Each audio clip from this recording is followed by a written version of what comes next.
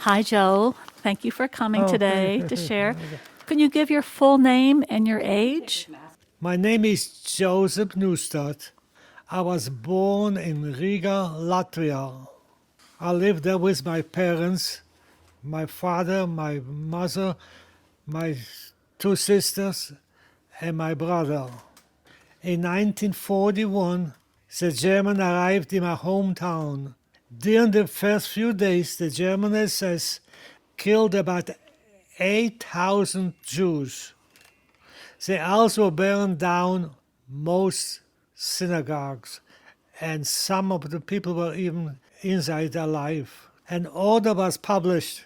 All Jews have to wear yellow stars and they must walk on the gutter. All Jews had received order to leave the apartment where a ghetto was established. In the ghetto there were 30,000 men, women and children. About 4,000 men were employed outside the ghetto. They were picked up in the morning by the SS and brought back at night. Then in 1941, the German SS chased everybody out from the ghetto. They were all resettled. They told them that a last population would be resettled. However, the tragedy began in 1941 when 15,000 women, men and children were sent to Rumbale forest in Latvia and were killed.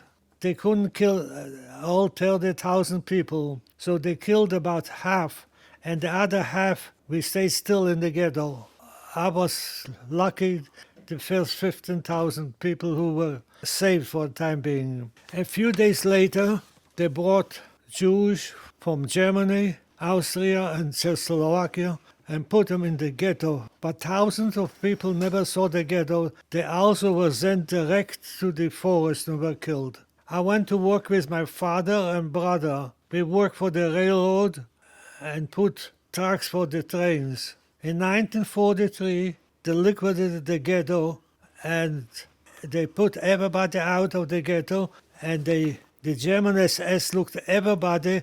The one that didn't like had to go to the left, and the one who went to left were taken away forever. When they took my father away, and I never saw him again. I was in the camp with my brother, and later they sent us to Germany, to Stutthof, to a concentration camp. The camp had a big gas oven where they sent thousands of people to be gassed. They told them they were going to get a shower, but nobody came back. May 3rd, 1945, we were liberated by the British Army. My brother and I were very sick and they put us in the hospital. 9 days after the liberation, my brother died from typhus. I was 18 years old, all alone.